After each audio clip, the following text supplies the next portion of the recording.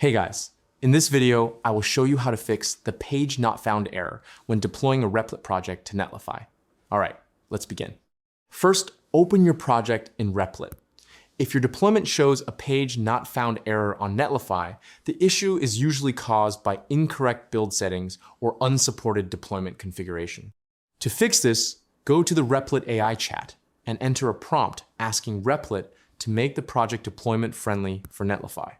The prompt should tell Replit to check which framework and build tool the project uses, ensure there is a working production build, verify the correct build output folder, and configure static export settings if needed.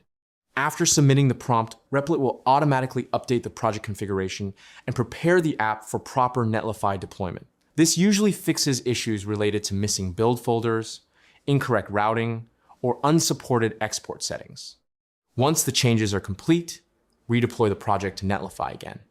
So that's basically how you can fix the page not found error when deploying a Replit project to Netlify. That's it for this video. Thanks.